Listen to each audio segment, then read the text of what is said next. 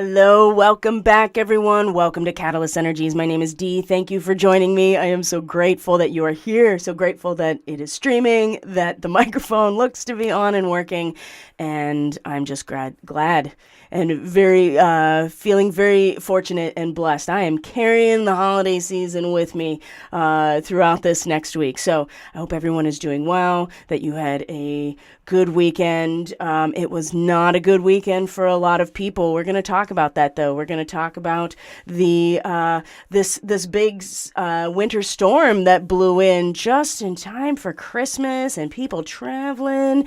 It just seems too perfect. And then the temperature spikes back up. So we're going to talk a little bit about some space weather, of course. We're going to talk about Buffalo just briefly. There's plenty out there that you can engage with if you want to get more into the louche of the whole thing. But we will talk about it. Buffalo's not far from me at all. Very accessible. It is a town that is nestled between two of the Great Lakes and very close to Niagara Falls. So this type of weather is not uncommon for this area. But what you did notice, what I certainly noticed, is that what you saw mostly in terms of the external view of that situation, and as much as it was very difficult and challenging and harrowing, what you don't see is all the ways that people likely pulled together and helped each other out in this difficult situation. And I think that clearly that's on purpose, at least in my opinion. So I hope you had a really good holiday. I certainly did. It was calm. It was pleasant. It was delightful. It was slim, but it was actually so much more consolidated to what really matters. And so I've been carrying that energy with me. I will continue to do so up through New Year's here in terms of our calendar system. But we're still in the first week of our lunar quarter. We just came out of solstice, so we are about to cross a threshold here. The 25th marks the day when the light cycle or the sun seems to move out of its stasis. It appears to be at a 0 point at the solstices and then starts to move in the opposite direction of what it has been moving. And so it's going to be very interesting to look at the reading today. There's a lot of water energy. There's a lot of Cancerian energy, opposite Capricorn, actually.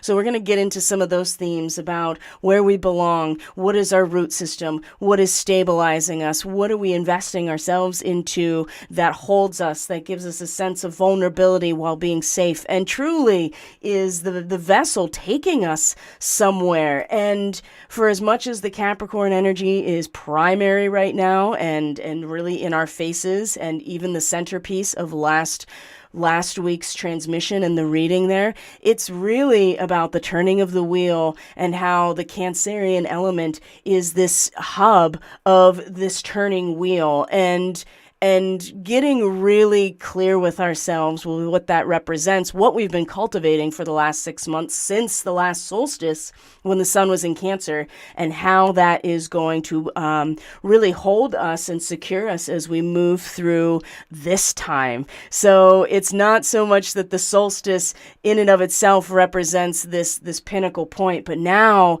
the momentum is going to start picking up in the you could even think about the swinging of the pendulum. I personally like to think about it as the wave function, or the wave length itself as it's moving directionally, right? It doesn't have to be in a linear chronology. It can be more in a spiral. But the idea here is that in a cycle and in a wave function, we've reached the peak and the valley at the solstice, depending on where you are. And now it's starting to change position and move in a different direction. And one of the things at the very beginning of Capricorn that we're going to see, especially right now today with where the sun is and the sextile to the moon, which is in Pisces right now. There's a lot of Pisces. There's a lot of water energy. There's a lot of connection to spirit right now that is very accessible and very, I don't want to say totally effortless, but now's the time to tap into those places, those Cancerian places of love and commitment, and where your personal power comes from, because, and getting it all in a row, knowing that everything has been stacked exactly where it needs to be as you're about to step forward into the new turning of the wheel. And when we get into the reading, you'll see how much this is really going to take us out of our comfort zones, but in a good way.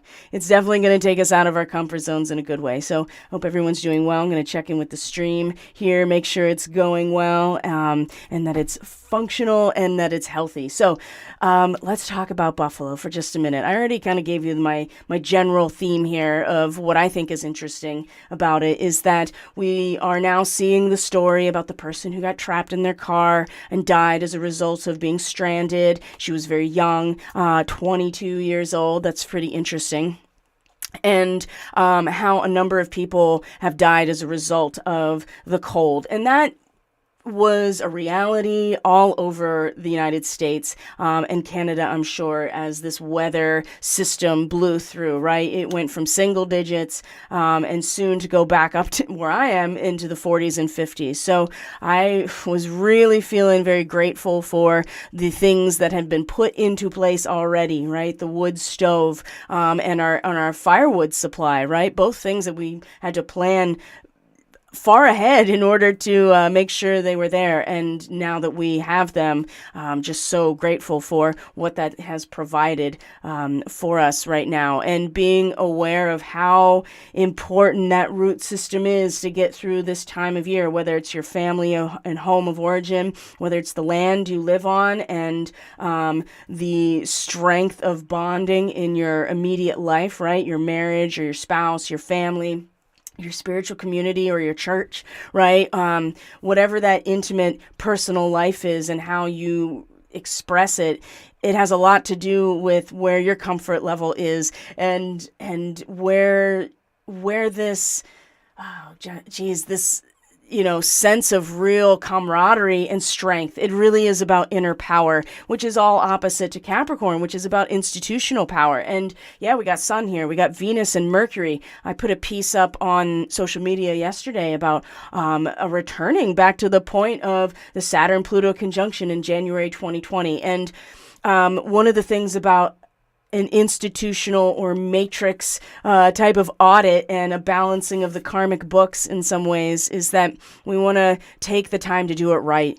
And that seems to be what is happening right now, or the opportunity is being presented to us to focus on doing it right. So we could get kind of pulled into the narrative right now about how awful things were over the weekend, and people's travel plans were canceled. People were dying of the cold and exposure, and how the strain on the grid systems, right? The whole thing. You can see the narrative. I won't even say it out loud. The narrative building around all of these types of things. And I'm going to share with you actually a post that I saw on spaceweather.com, which is more of the mainstream kind of NASA run site, basically detailing all of the space and solar weather, that HARP is doing something very interesting today. And you just have to go to spaceweather.com,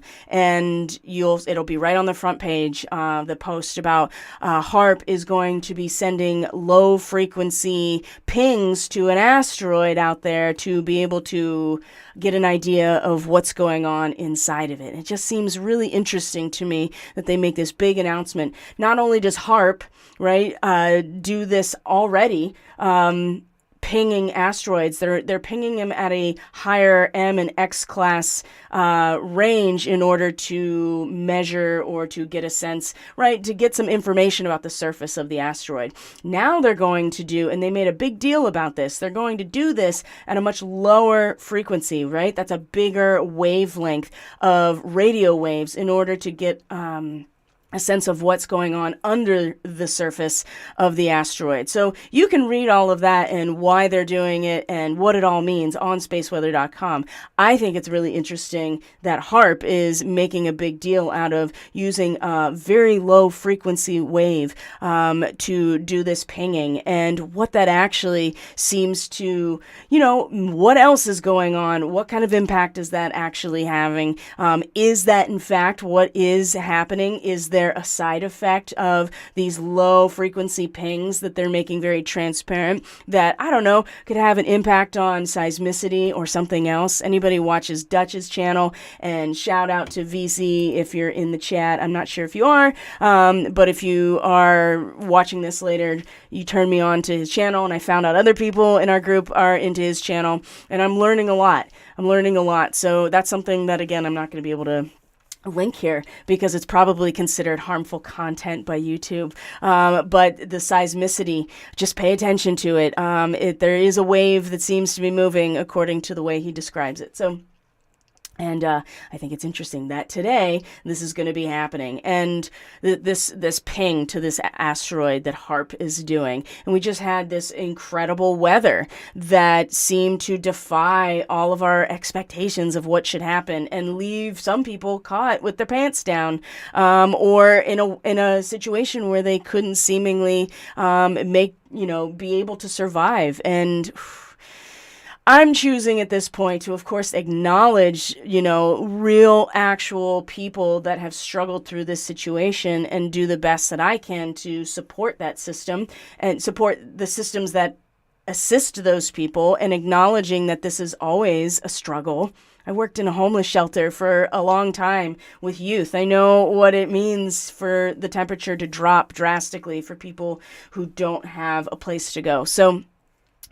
But are you going to get caught up in the loosh? Are you going to get caught up in the balancing of the books? Just like I said yesterday, you're going to be confused. Is this connection to Neptune going to confuse you, and you'll just be kind of open to accept whatever narrative's getting thrown at you about it? Or are you really clear about the energy you're taking with you into this next season? Because either way you look at it, it's a swing in a new direction that is opposite of the momentum and is going to carry you through some of the most difficult times of the year, which is the sun moving through Aquarius and Pisces, right? This is where the individuality is at and the sun is at its least impactful, and we really find ourselves identifying with the collective, identifying with the spiritual humanitarian essence of our society and our civilization. And I think it's important that we're paying attention to the whole picture of these types of events and making sure that we are being realistic and very intentional about what's going to carry us through and what we're putting our energy into. So just a few things space weather wise that we're going to look at just to just get a sense of what's going on right now, because we are in a coronal hole stream, that is for sure. And so the KP index certainly is having its impact here. I'll transition over to here. So you can see that the KP has been in solar storm conditions now for a number of days, really since the solstice, except for the day of Christmas, if you celebrate Christmas, the 25th, right? But for the most part, it has been in storm conditions. So we keep getting, coronal hole streams like solar wind we're receiving from that.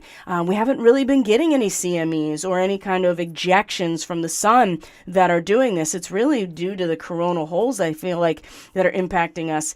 And there hasn't been a lot of flaring until today.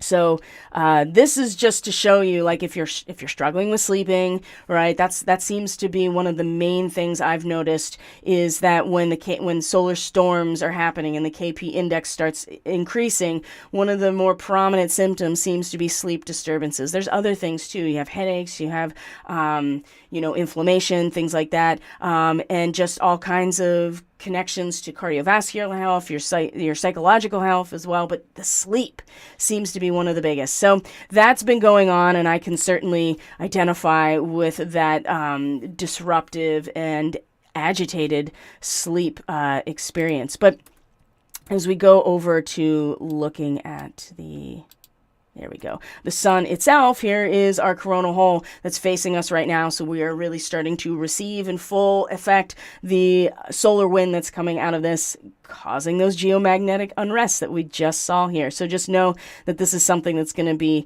happening, throughout the next day or so, depending if there's any flaring that's coming off of the sun. So we also see that there are 2 M-class flares that came off this sunspot over here just this morning. So it's turning into view. These other ones are turning out of view, and they did have eruptions, but there's still no real CME. There could be. It kind of blasted off in that direction away from us, but you never know how that plasma can get kind of reined back in by the interplanetary medium magnetic field and maybe redirected in some ways. You never know. But this over here is definitely been flaring, and it's something to look at. So here's just I just wanted to show real quick. You can go and read this yourself, but I just wanted to show you the HARP right here, and it's talking about ham radio observing opportunity because they do radio transmissions, and it's at 9.6 megahertz. And so, yeah, HARP is pinging an asteroid today. That's very interesting that it's involved in that right now. That's all I'm going to say about that. The other thing, too, is to keep an eye on site. Ooh, that's updated even since I looked at it an hour ago in terms of what's going on here. So that there is, look at this wasn't there. This is a very shallow earthquake, Hawaiian earthquake. There's been a lot of activity on the West Coast, and look at, oh my gosh, look at Anchorage. It's just been nonstop, it feels like. So that's something you can look at on your own, but just pay attention, because if HARP is sending low frequency radio waves to ping an asteroid, I mean, low frequency waves seem to have some impact on seismicity as far as I'm understanding it. And then you have these two earthquakes that just happened, one at the Suez Canal and the other one is in Ethiopia, and they're both on either side of the Red Sea. So I think that's interesting too, and they're pretty shallow as well. So, and I'm sure other people find this interesting that study earthquakes and volcanoes. So just some things to look out for. What does it mean? It means that we're definitely going to keep getting geomagnetic unrest. We may get some more flaring that will have an impact on us, truly. And HARP is sending low frequency radio waves to an asteroid, and HARP also has an impact in other ways that we know about but we can't talk about here. So let's start looking. I want to start looking at the reading that we have in front of us today. So also we can look at last week's reading too. I think that's worth a gander. So I just popped over to the chat real quick before I transition, and I got happy holidays from VZ. Happy holidays. No loose sharing here. Thank you, Mama Wolf. You are good like that. Megan is wide awake in Tennessee. Hi, I hope all had magical holidays. Oh, my sleep has been awful the past few days, and headaches are also are my norm lately. Yeah, I feel like that has a lot to do truly with this geomagnetic unrest. Definitely sleep is just, I've just kind of given up. I've just given up, and I don't feel tired. And when I do feel tired, I just take a short nap. And so I take these little Reiki naps. But I'm glad to hear from you guys, and I hope that you're doing really well. You're carrying the holiday energy with you throughout this week, because I think it's really important. And to be very intentional, know where your power is really coming from, and to invest in that area. And the wheel is turning. There's no doubt about it. It's just part of this time of year. And Capricorn really is about the release of our power. And that power originally came from the stability of the root system, right? There's no ecosystem without beings or plants with strong root systems. There's no propagation. There's no expanding. There's no cardinal energy of nature without that root system to stabilize the being to the world around them. So, and a lot of people are trying to escape that, right? I mean, that's a big part of the upper chakra Metatronic hijack here, in my opinion, is that we're so quick to want to stay up in those areas and get out of this system, which I understand. I mean, there's so many issues with it, but then we don't actually do the work that we signed up here for, which is my personal opinion about being a starseed, identified starseed at this point, based on my work, which is that we came here to be in a school, right? A living library, to understand what it means to actually be a divine template and a soul in this particular experience of physicality and materiality. And it's taken many, many turns in the simulation, many lifetimes, however you look at it, to really figure it out. And some of us have more to go than others. And just because maybe you do have it figured out doesn't mean that you actually do. That's probably one of the most liberating perspectives I finally allowed myself to receive. I get a lot further and I'm a lot happier with life, just accepting that. So here's our reading from last week. And we talked about this, right? We came from a sense of real wealth and accumulation of wealth through our works and labors, right? The 10 of discs. There is a lot of this 10 energy right now. It's the 10th house is Capricorn. We had this 10 of discs in last week's reading coming into a Sun in Capricorn card, the 4 of discs. We're going to see this 4, right? The square, come into the reading again today. And then we had the Prince of the Wands, right? The storm of the mind, like the chariot of fire being pulled by the resonance and the passion of our own heart, pulling us in that direction. And, some people we're feeling really inspired in this way. Some people were feeling very impatient and wanted things to happen right then and there. And the delays definitely can provoke outbursts in people. But one of the things we did talk about, and I've talked about in many iterations now, from the weekly astrology that goes to the Starseed Fellowship Plus, to personal readings, even to the Capricorn new moon forecast, which is up on this platform that you're watching this on. There's always the risk that we lose all of the resources that we have gathered by coming together when we try to hold on to them. And the 4 of discs can often be kind of like this, miserly Scrooge. And I'm sure many of you watched some iteration of A Christmas Carol. It was really interesting to deconstruct that from a totally different perspective about what all of these archetypes mean. But I just wanted to kind of go over that because it really, last week was really like, we got to face our problems head on. We have to really allow our root system to get strong, right? Because there is going to be this bending. There is going to be this blowing over with this 2 of forces, and really tapping into the natural harmonics and the rhythm of our internal life. And we find that in the 4th house, right? The Cancerian archetype, the house of the moon.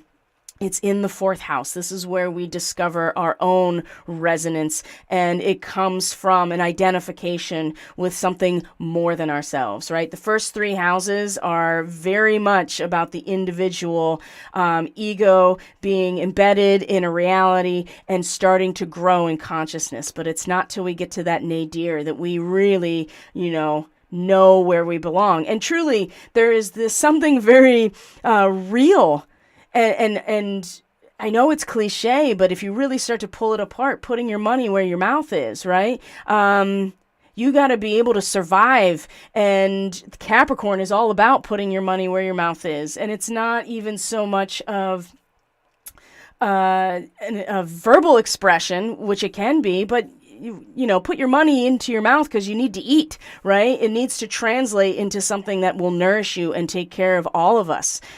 These Capricorn and Cancer themes are getting really strong, especially on the Cancer side of things. So this already kind of established a sense with the new moon and the solstice that we have just as much to lose if we become kind of like Scrooge, right? And so now I think that we've gone through the holiday season. We were kind of almost forced into, in some ways, a smaller, tighter type of experience. And I assure you, what you're not seeing is all the people who helped each other out, all of the people who worked an extra shift on Christmas or stayed later or whatever, right? Invited people to be warm, the people that, the churches that may have stayed open, the resources that went into helping people. I guarantee there's probably so many more stories, but the only thing you're going to hear about is how shit went bad.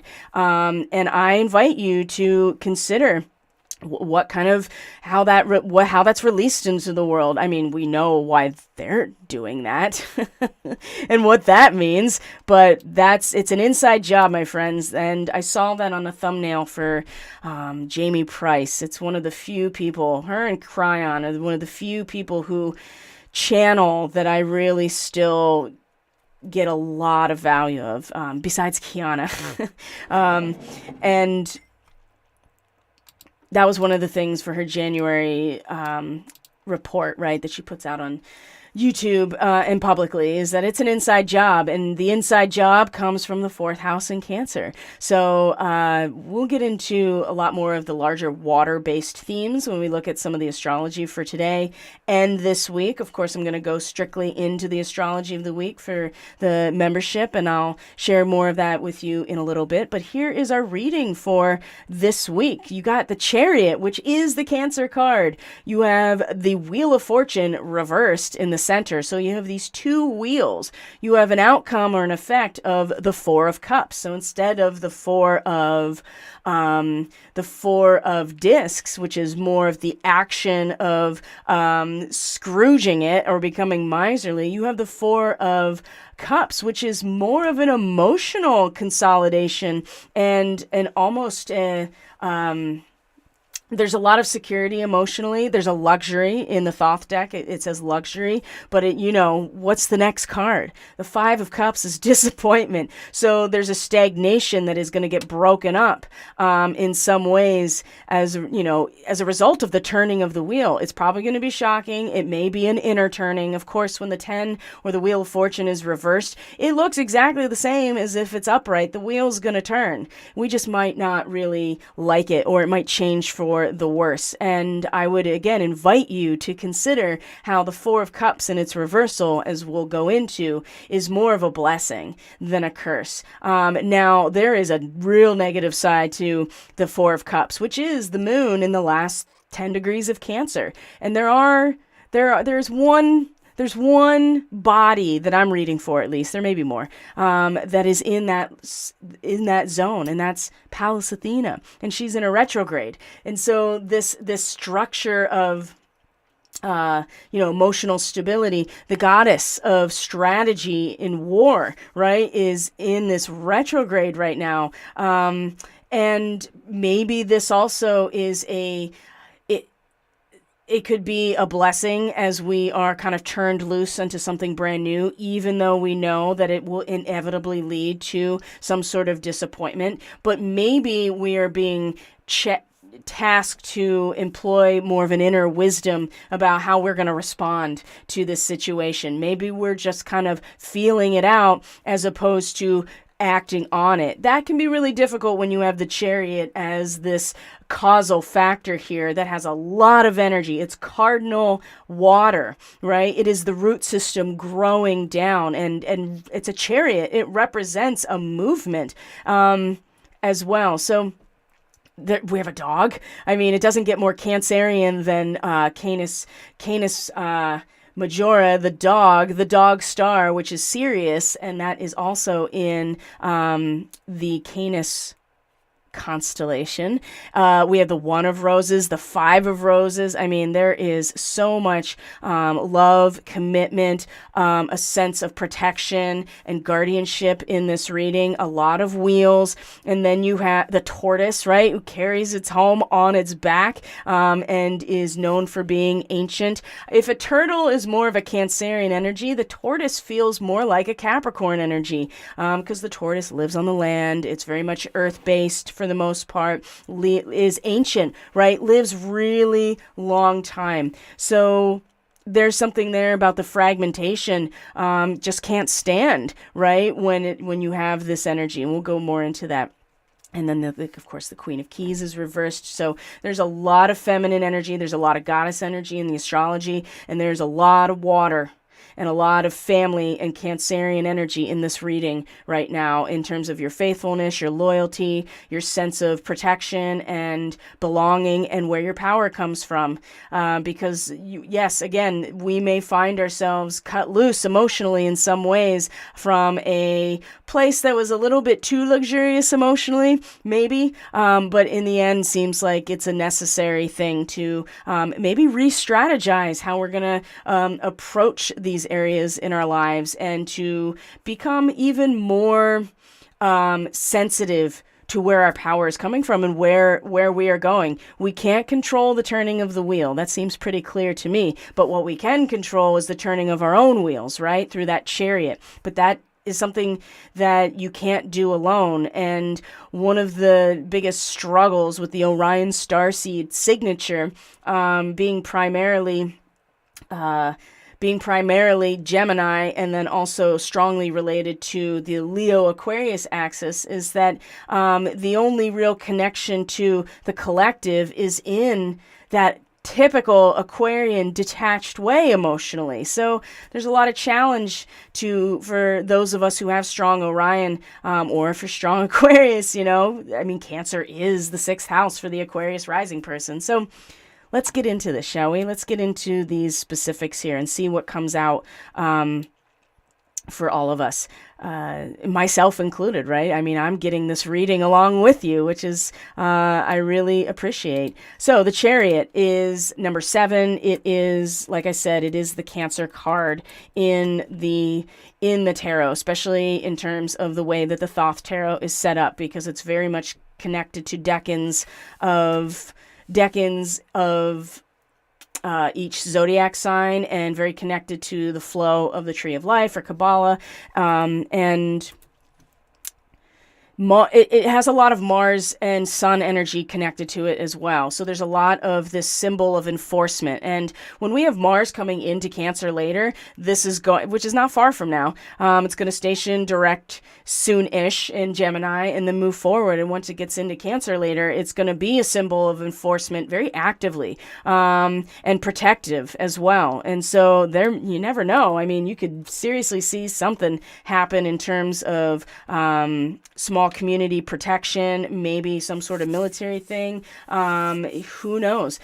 Combined powers and a readiness to move forward is what I get with this card, and represents a very dynamic principle, which is the human will to proceed. So when you think about a pendulum, the energy about it is helpful in terms of understanding how this back and forth momentum begins, is the back and forth. But it's really the wave function that has a directionality that I really liken to this time period and to us, our own spiritual evolution. So this card also represents an ability to keep an inner and outer balance. It also is an armor. I mean, that's the other thing about Cancer energy, the 4th house, and the need for this to be the territory of the moon, because it's our own character and our self-esteem that is really that armor. And that comes from that conditioning early in life and in your household, or in the relationships of family members or mentors or anyone that really allowed you to develop a sense of character and self-esteem.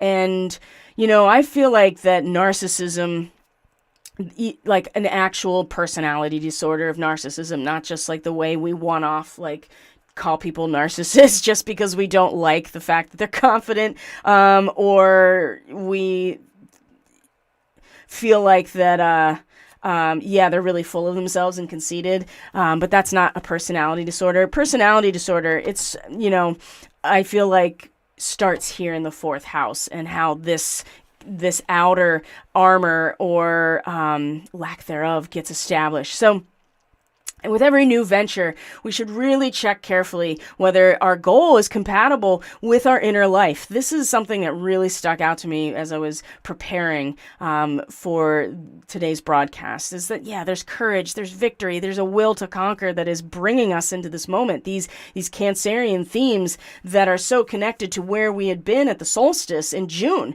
and searching and finding one's way in life. It's strong, it's dynamic, it represents something that is, I think, just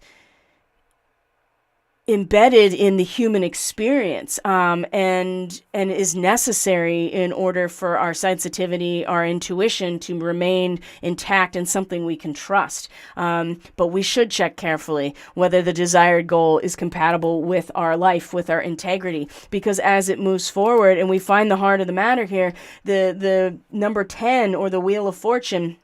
There's another 10, right? And this is a card that is ruled by Jupiter, right? Because Jupiter is about fortune and luck. And the turning of the wheel is something that we don't control, but where we are to begin with and where we end up is a function of our own behavior, our actions, whether they've been conditioned or not, right? It's still going to take us to a new position. Now this is another wheel. And if you look at the Chariot even more, look at this. It's got a spinning disc. It's got these huge wheels here. I mean, this individual is in armor and they're sitting in like the half lotus basically. And they have the sphinxes and these animals, these hybrid animals pulling, and the Cancer crab right on the top of the armor. When you have, this is Masters of Karma, though, when you come to the Wheel of Fortune. And in a reversal, like I said, it can be a changing for the worst. It could be this sense of fatalism, right? And then you really feel like a victim. You're like, oh, I have bad luck all the time. And the wheel turns and shit gets shittier, right? And that's, or chronic cycles, making the same mistakes over and over. That's another read on this being reversed. That you don't come to understand, that you don't synthesize, that you don't experience a transmutation into something new. You just keep going over the feedback loop over and over.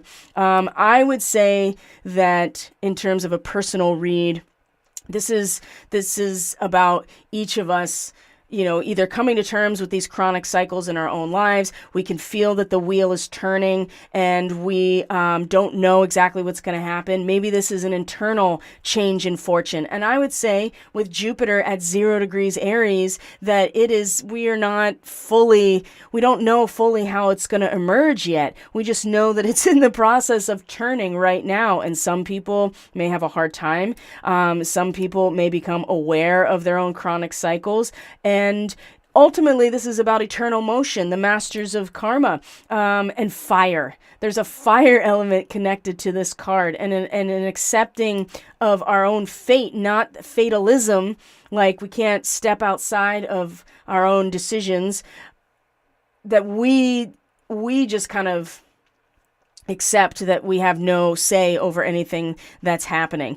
Now, when you look at the rest of the reading, especially what's at the root here, this is another really strong Cancerian card, right? The Garden is this protective space for these two very playful, young, childlike energies of polarity, of the masculine, the feminine aspect of that part of ourselves that is vulnerable, that is curious, that wants to discover, that wants to take creative risks, right? He's got a slingshot. She's got a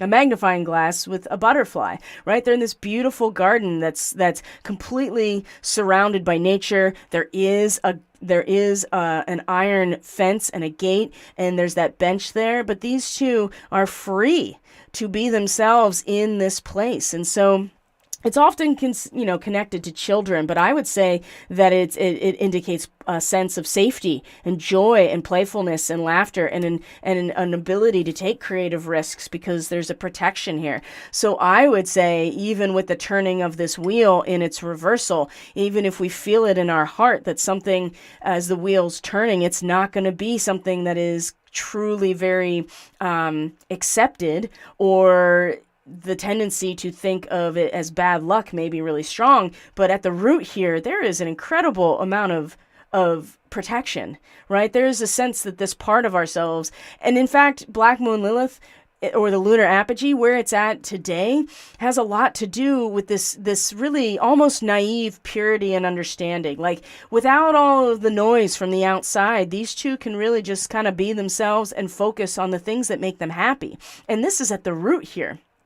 Truly is an anchor energetically. And then you have the Chariot that is like been full speed ahead of like, I know where I'm going somewhere. The will to proceed and to have the momentum is the consolidation of that power or that emotional security, whatever it is. It's here. It's definitely here. And it's really anchoring us emotionally in our subconscious in a place that, has a lot to do with what manifests, right? What's going on under the surface in our subconscious and our lower chakras, right? And that doesn't mean, they are young. They are naive. They don't know what's going on outside of the wall. And it's not to say that that's not the place for these children right now, right? And there's a part of us that's like, yeah, Buffalo, 60 people died. That woman, we're going to get blasted all over social media and the news of this person who apparently died because they were stranded in their car, right? We're going to see all of the noise, bombard us. But here, it's like there's a sense of wonder and joy and protection for that part of ourselves. And if we attempt to force this, right, you know how Lilith is, if we force it, it's just going to come out in a really negative, toxic way. Or if we don't acknowledge this and we find ourselves in resonance completely with the collective experience, I think that's,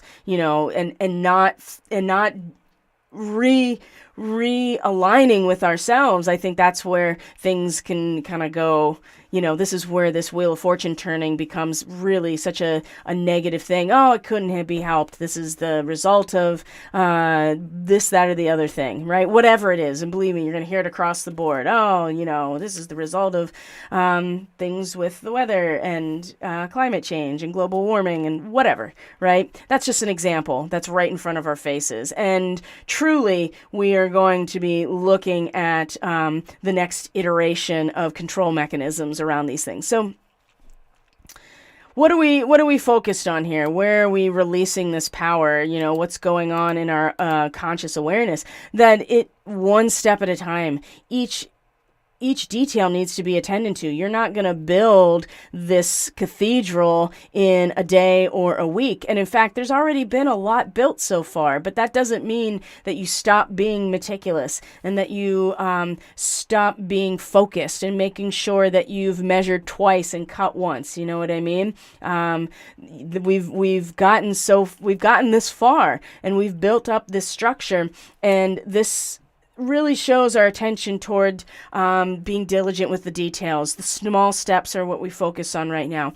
On the way to building something great, but it requires our intention down to the minutia.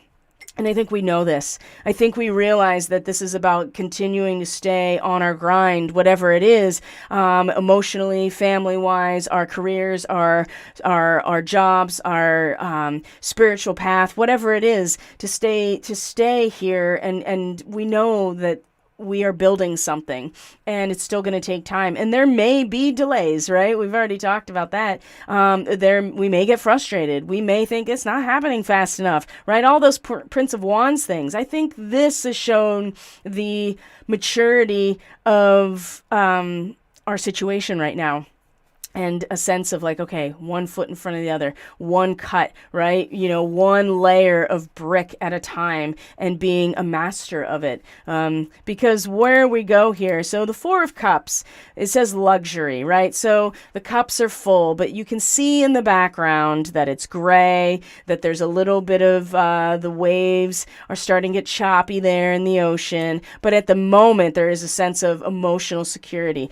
So when this is reversed, okay, now, like I said, stabilized emotions, fixed and comfortable relationships, love without risk, okay? Now, The Five of Roses feels very much like that, but in a way that's not, it can be enjoyed. And those people, these children are certainly enjoying the luxury of being contained within this system, okay? Now, does that mean that we can't take that energy with us into the larger global stage of our lives, the macro? Well, I think we are going to see the guidance around this to kind of help reaffirm our commitment to who it is that we're serving, what agendas are we serving for ourselves, and where, to pay attention to where we feel fragmented or where we don't feel like we're an authority of our own lives. Because the Four of Cups, there's love without risk, right? It's very stable. So when you turn them all over, you either get hyper possessive, you start to restrict other people's in all kinds of ways to satisfy yourself, right? One of the darkest sides of the Cancer energy, I think, is the Munchausen syndrome, right? But also, and people will do this, right? I mean, this is part of the new moon that we have set intentions with, to realize this, to be aware of the risk of what we lose when we are misaligned with our own inner sorts of power and comfort and family, and trying to maintain security with something that is meant to, fulfill and run its course. So the upside of this card and its reversal is that a change is accepted, right? We're ready to make a bold move and have a new outlook emotionally. I think that is a really good takeaway from this, when especially knowing what we've built so far, the fact that deep down we do feel a sense that part of ourselves that's passionate and creative and wants to blossom and flower as an individual is safe, right? We are surrounded by that which contains us. And yes, there will be a turning over of that emotional stability and security, but we kind of need it, right? In order to have a new outlook, to take some risks emotionally. And Pallas Athena in the last decan of Cancer right now in retrograde, I think is a big part of this as well. To kind of reconceptualize our strategy around this, or reframe our view of what it means to have this type of emotional security that doesn't have a risk, right? We have to be willing to take some risk. And yes, disappointment is usually the next card here, and it's a Scorpionic card. The Five of Cups is Mars and Scorpio, right? Which is pushing into the shared resources. When you give that energy over to relationship or contract in some way, you are kind of taking an emotional risk. And there's always disappointment. There's always heartbreak. So we won't get there yet, right? This is just about turning the cups over so we even have a chance to refill them again. And in some ways, this turning of the wheel is probably going to do that. So the Queen of Keys, when she's reversed, right? So we're looking at a part of ourselves, people in our lives, people that we identify out in the public view, somebody that's representing this type of role. Is when it's reversed, I mean, we may find ourselves really struggling with a woman of authority in our life. We're the woman of authority, and we're having a hard time with what we have been up to, maybe emotionally distancing from this person. We may be thinking about quitting a job. Maybe we've gotten laid off, or there's a love relationship that is very domestic that we've been distancing ourselves from. You may have a position that has turned out not to be as fulfilling as you thought. Ooh, that's very interesting. So maybe there is an opportunity here to kind of, again, reassess all of these things and our commitment to them.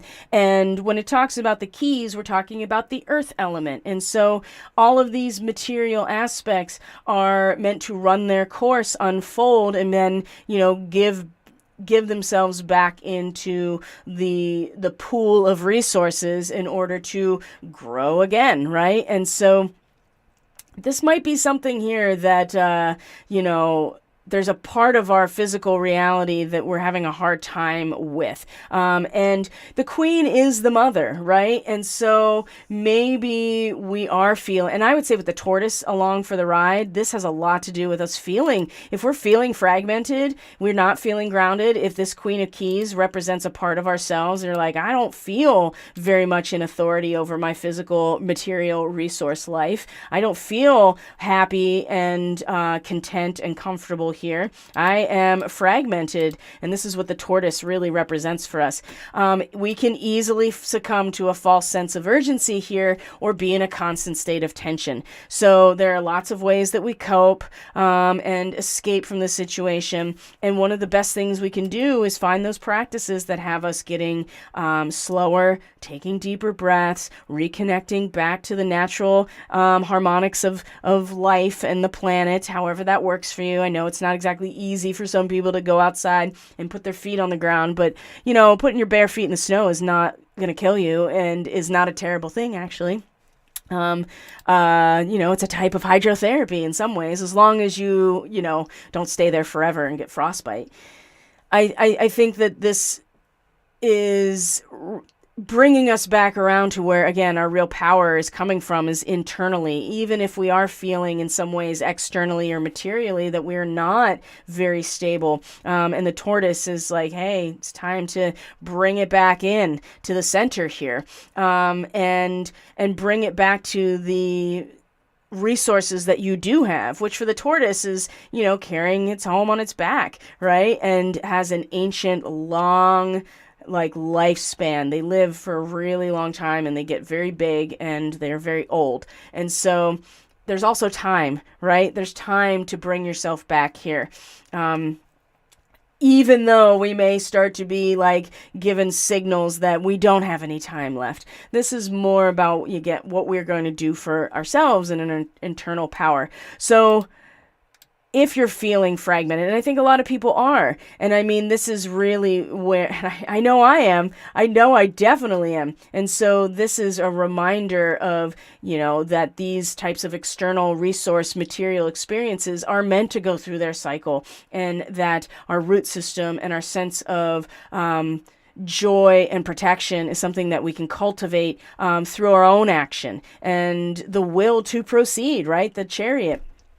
Now, like I said, it doesn't get more Cancerian than the dog, right? The dog is the empath, and is the loyal and faithful servant, right? And so when this card comes up, we know to start asking ourselves, who do we serve, right? We may be compromising our personal integrity through misguided attempts to placate others out of fear or disapproval. If you're building something and it's not moving fast enough, or you're not getting what you need out of it quick enough, or you can't see the results of your work in its entirety, you may find yourself compromising your personal integrity and serving other masters, whatever that is, and denying your own inner authority and giving away your power. And when you do that, you can't focus on the details right in front of you of what you, as the master of your reality, are building for yourself. So this was a pretty key, be aware of who you're serving, who is your master, right? And then the One of Roses, the commitment,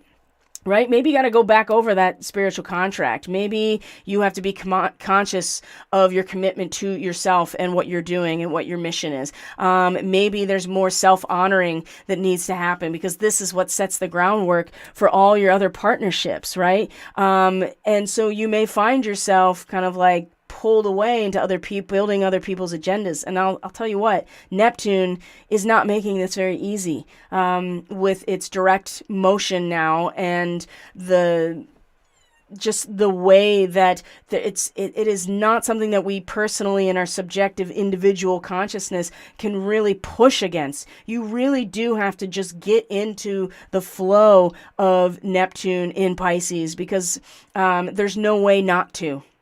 Right? It is part of becoming one with the whole, and Neptune being the great dissolver in its own way, the master of that realm of the ocean of consciousness, of the Akashic field, whatever, right? That realm of spiritual oneness is something that with Neptune here, it is just, you're not going to push against it. So understanding where your root system is as, this flows over all of us is part of this. Or, what is it you're building that is going to give you a sense of actual stability and is going to provide for you. Maybe it's not built yet. You got to stay eye on the prize, right? And reestablish your commitment emotionally to that. And maybe it is about that reestablishment and bringing your awareness back to what it is you're actually doing and you have been doing and you're going to continue to do, and not get sloppy or get pulled into this turning of the wheel, which is probably going to be kind of like, and realize that it's going to upset our apple cart in some ways emotionally, but this is freeing us up for some stepping forward into something new, something bold, right? Something creative, or just new territory emotionally. That's pretty strong here with this reading. So let's transition here real quick to the astrology.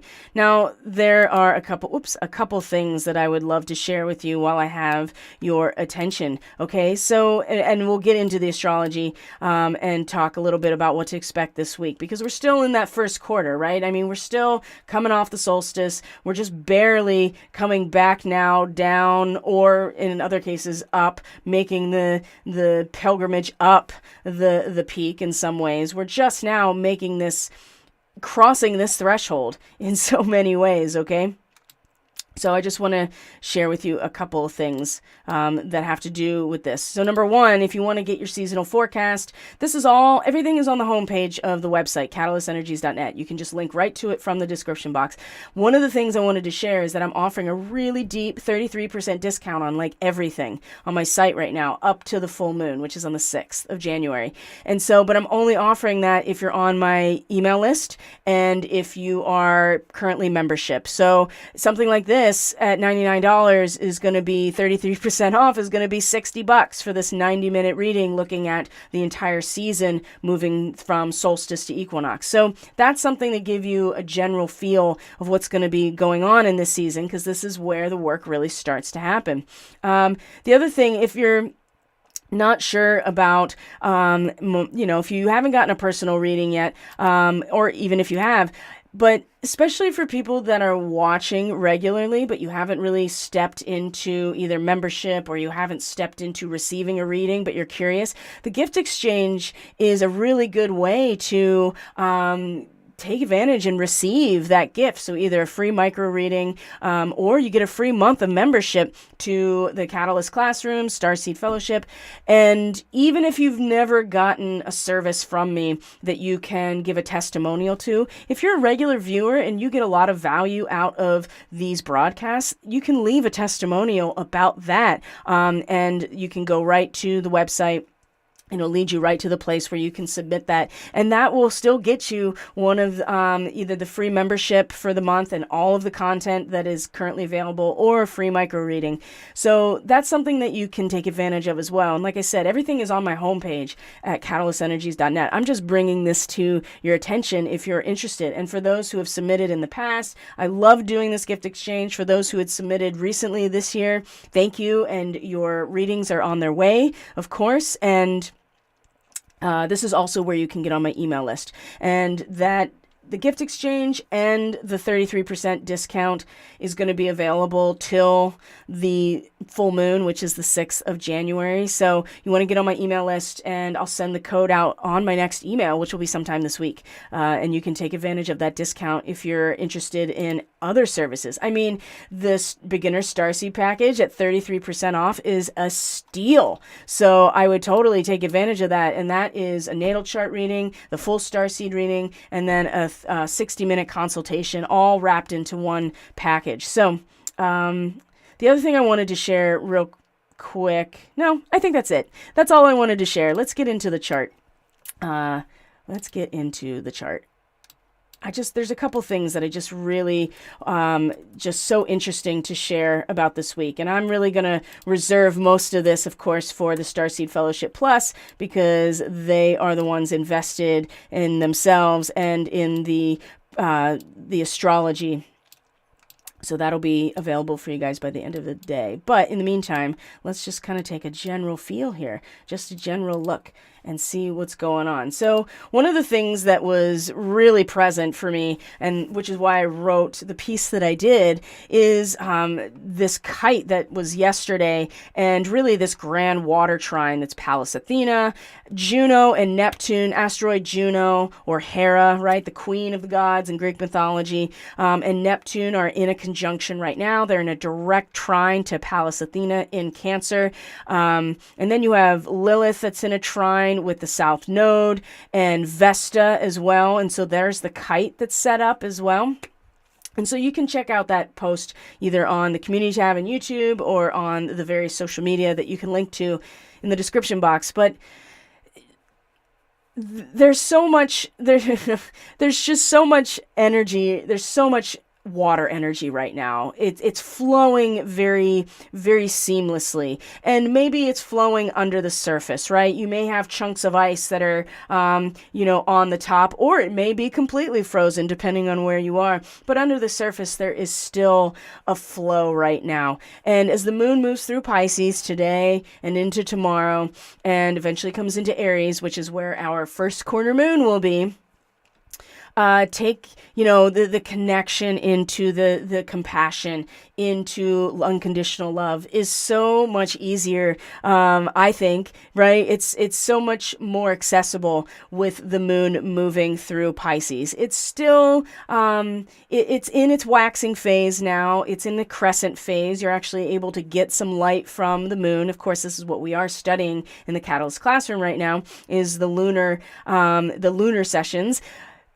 But it's going to make all of these connections with Vesta, with Juno, with Neptune before moving into Aries. And of course, that means there's going to be connections to the nodal axis. There will be trines over to the Cancer energy with Lilith and Pallas Athena.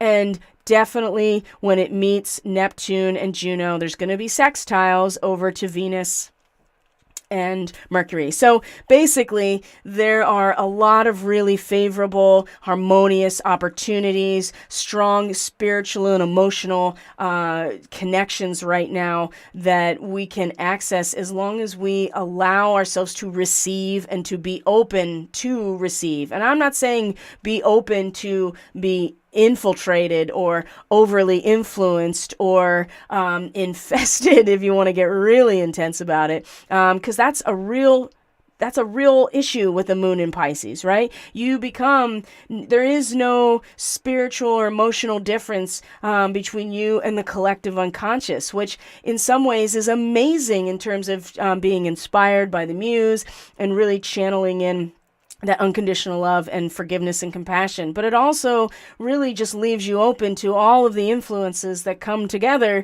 in the karma of all situations that you are part of. And so you can be inspired to establish or feel more into that unity consciousness. But there's a point behind it. There is a place that we are going. And the moon will come into Aries and make a conjunction with Jupiter. And I think at that point we'll be much more emotionally tapped into the big picture of what is emerging for each of us in terms of our desire to be, our subjective experience, our inner child, as it were, our own action and output comes from Aries, and a lot to do with what the spring is really going to have once we get to that point. So I'm really enjoying this astrology, and I'm really feeling the love, how much we can tap into it if we choose to do so. We can also choose to, and it's very easy right now. Venus and Mercury are very personal planets. They allow us to conceptualize, well, not allow us, but they hold the frequency of mental concepts and conceptualization. The way that Cryon described it is cognizing, right? A piece of data. This is what Mercury is able to do. Venus is our sense, our physical sense perception, our sense of gratitude and security and comfort and balance and beauty. she's the goddess of love, but really she's the goddess of what feels good, right? And in Capricorn, it's about, everybody putting their effort, throwing in their contribution and really organizing it to be for the betterment of everyone. And that's what feels good. That is what feels fulfilling, right? That is what is nurturing and comfortable. And it's something that is easily accessible with Venus and Capricorn. So when these two come together, which they will, right after Mercury stations retrograde, which is happening in just the next day or so, we have we get a sense, a real perceptual sense of and an ability to wrap our heads around, the traditions and the cultural traditions, all of the things that have built up to allow us to very comfortably be able to have a relationship with the world around us. And that is systems, that is institutions, that is culture, right? Those are economies, those are healthcare systems, those are the law of nature, right? Which is truly like the essence of Capricorns, the unfolding of natural law. So while it's more on the surface in terms of that, and we really get pulled into that, right? Mercury retrograde, wow, what a blessing, honestly. I mean, we're going to want to keep pushing. And Venus is going to, in her own way, push through Capricorn, meet with Pluto on New Year's Day, on the 1st of January. There's going to be that conjunction, which is pretty much at the, U.S. natal return of, or Pluto return of the U.S. natal chart. They're going to be conjunct at that position on the 1st of January. And I don't really like following the calendar at all, but I feel like that's going to have an impact on the way that day unfolds, for sure. There's a tendency to really identify with, to feel into, to really think about all of these things, especially because Pluto is doing Pluto things with it, and the sun is in Capricorn. So we're really identified with these structures and systems. But Mercury stationing retrograde at 25 degrees Capricorn is going to be like, okay, well, these are all the traditions and cultural traditions that I've learned to appreciate. And now kind of going back over those things, how we got there, what built up those traditions in the first place.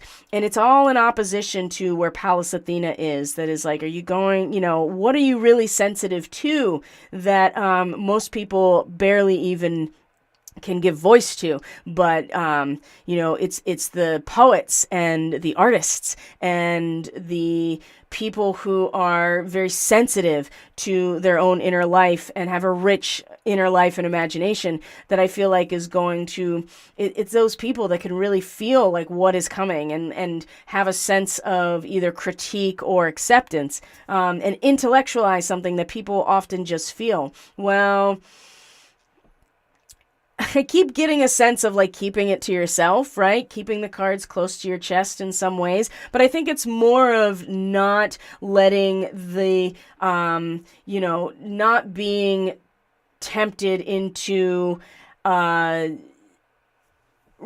do I say this?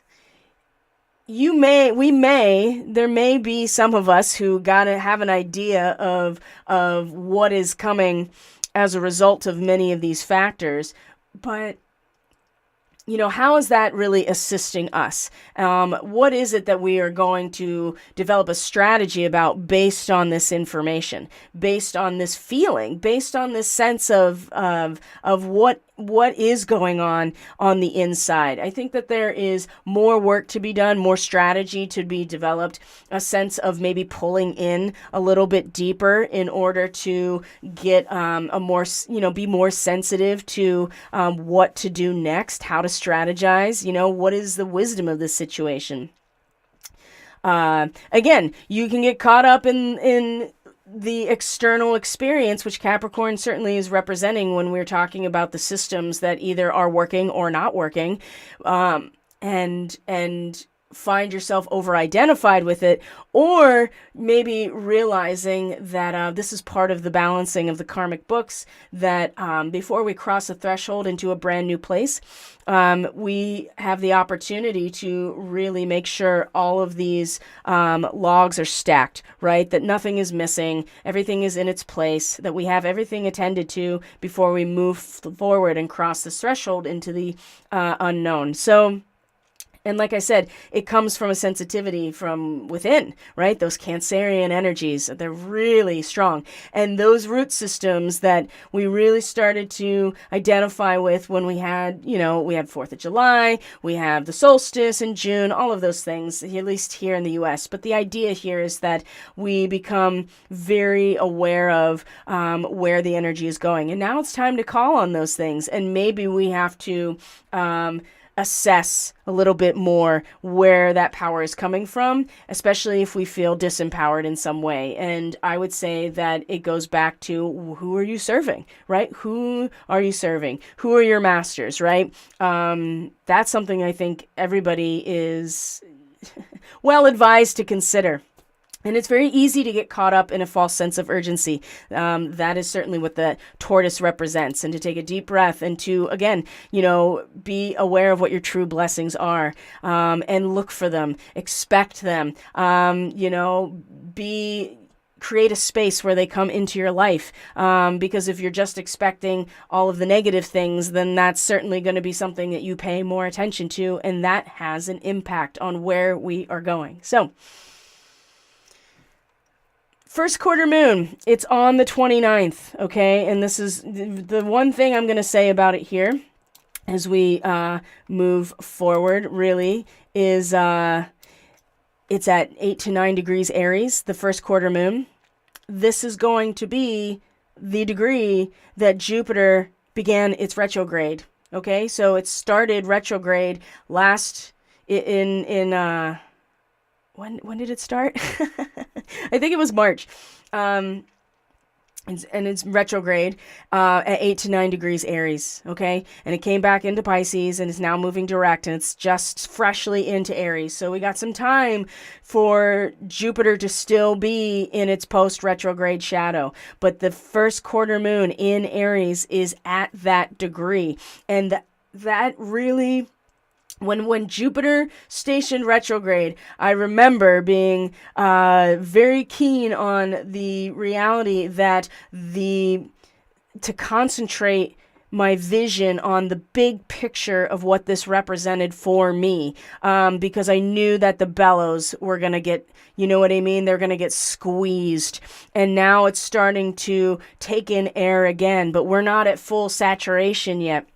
Or I would say full, what's the word I'm looking for? Inflation, I guess. That's not the word I wanted to use, but maybe that is what that means. We're not at full inflation yet. And the bellows are starting to get open wider now that Jupiter is direct and in a way that has a new seed point emerging as a result. But this first quarter moon is going to remind us of that. What did you see in your own vision, your own crystal ball? What was the big picture of wherever 9 degrees of Aries is in your chart and what it's making connections to? What was it that you have been challenged to keep as an image as the bellows have squeezed together? And you're like, is that what that really is? Oh my gosh, it's gone, because it's now starting to open back up again. But the sun in Capricorn, for as much as that is a beautiful imagery of an angel carrying a harp, it has to do with being in attunement to the natural collective rhythm of all of our contribution together. And that first quarter moon, of course, is a crisis in action. What am I doing, right? It's a reorganization of our energy, but it's a reorganization in terms of where our action really lies, because we have our first real tension between the moon and the sun since the new moon. And so we know that there's great power, but that comes with a great responsibility, right? To be cliche. And we also know with great power comes greed and avarice, and when we want to maintain it. And the downside to that is we may destroy the resources that we've built up to have that power in the first place in that process through a war or any other type of large institutional battle. And as much as we're in attunement to the resonance of that materium or that collective or that institution, whatever that secure structure represents to you, even being in attunement with it, the moon is bringing our attention down to something that is very personal, very very flared in its emotions, very hot. It's a spark of life, right? And it is inevitable that we come back to this point, which will be at the vernal equinox, but to not lose sight of that image that you set for yourself in terms of where are my blessings, right? What is the big picture here of my own blueprint, my own sense of identity or subjective self. And it doesn't, and my ego, right? I mean, it doesn't have to be a negative thing. It could be just your inner child is your ego that directs you through a very instinctual set of actions that are not really thought about. It's just preservation and desire and potency. What was that image, that whole image that you saw that we're going to come back to, right? Because it's going to reframe where your attention is and your focus and what you're doing. Because we can get really caught up in the war drum right now. It's very, very easy to do that because this is Sun in Capricorn. This is the time where we can easily tap into that. And I would say the moon in Pisces is either going to aggravate that by just not having any boundaries and you just completely personally identify with humanity without any sense of identity, or the same thing. You're identifying with the unity consciousness and your capacity for love, for compassion, forgiveness, and a sense of connection is just going to be so seamless that you won't even, want to know the difference necessarily because you know that you are connected to everything else and vice versa. And this is the energy that we take with us. Right? This is the energy we take with us, not the energy of Capricorn. That is the expression of power from the last cycle, right? And it will run its course. But where are we going? The will to proceed, right? And not getting knocked off of that pathway, or not staying focused on that vision, right? Because we may have our cups knocked over emotionally. That's very possible. And like I said, the wheel of fortune, the wheel is turning. Right? This is part of it. And we may not like it. We may not like it. We may not expect it. Uranus is a big part of that as per usual. So that'll be something that we can tap into over the New Year's weekend as the moon comes into Taurus. So my friends, I'm going to leave it there. I'm going to check in with the stream real quick and see what's going on over there. Megan says, oh, wonderful perspective, like the Mr. Rogers quote where his mom always told him when there is a disaster to look for the helpers. Absolutely. Absolutely. And what I see is a significant lack of that being presented to the mainstream narrative. Sorry it took so long for me to respond to you, Megan. I have no idea when you left that comment, but I love it. And VC says, I've been very slow and migrainey too, like not being on the ball with happy last 396. May the last bit of this year bring magic, joy, and love to you all to start next year off. Yeah, I'm totally taking it with me, guys. There's no doubt about it. So I'm going to leave it there for everyone.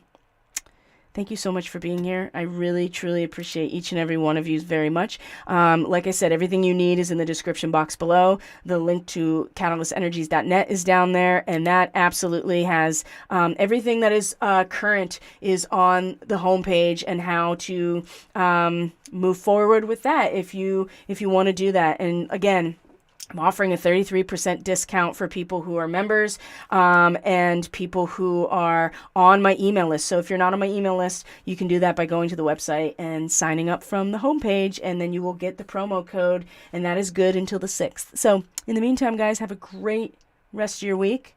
I may or may not be here on the 2nd. If not, it'll definitely be on the 3rd.